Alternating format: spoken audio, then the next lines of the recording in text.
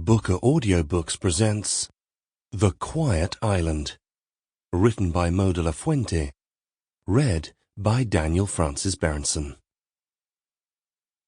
To my brother, who taught me how to grow up.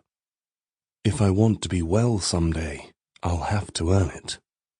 I Am the Messenger, by Marcus Zusak. We all float down here. It, by Stephen King.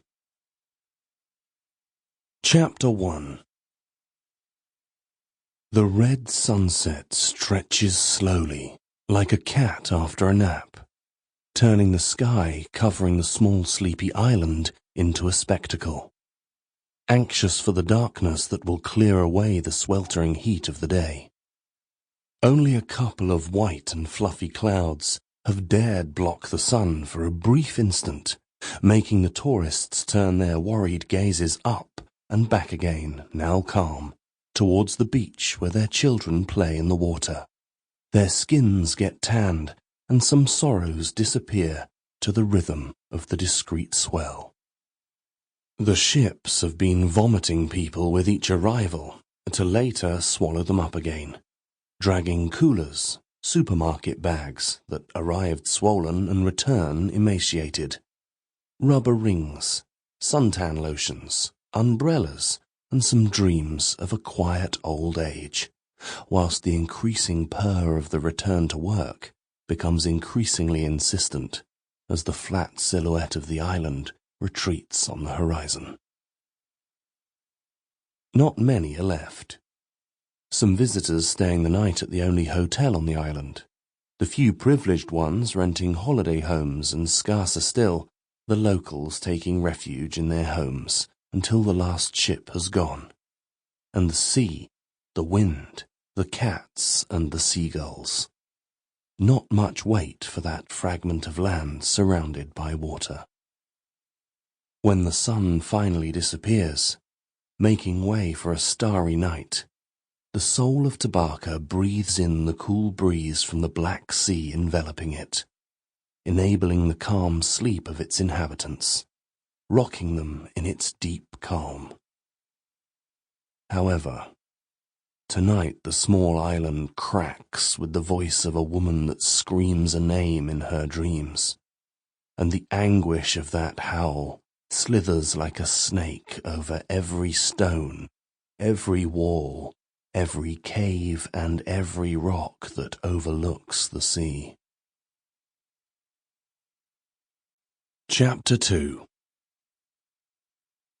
Hernan hides his head in his hands, avoiding the blue horizon spreading before his eyes.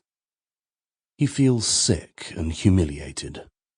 Sick because of the bloody sea, and humiliated because of his mistakes. The last case, he must admit, was a total disaster. If he hadn't been thinking about Blanca, everything would have been different. But there are things that can't be avoided. Even now he still finds it difficult to accept the deception, the lies, and above all the knowledge that he can't forget her. Every morning his first thought is for Blanca. He curses the memory of her skin, the smell of her body. Fuck! He misses her wet cunt, her hard nipples between his teeth, her half-open mouth asking for something else, something he never found. He misses her laughter and the shape of her waist between his hands as they danced. Blanca loved to dance. Sometimes she'd wake up in the middle of the night and they made love. Other times she'd whisper in his ear and ask him to dance with her. He would have done anything to avoid losing her.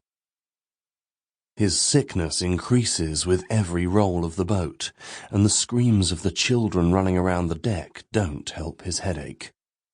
The fact that the night before he'd drunk a full bottle of wine doesn't help either, but the memories had been particularly painful. Towards the end of June 3 years ago, he'd met Blanca, and suddenly those days sneaked in without warning after his lonesome dinner at his apartment. From the sofa he gazed at the moon, and the breeze entered stealthily, flooding the house with familiar Sample complete. Ready to continue?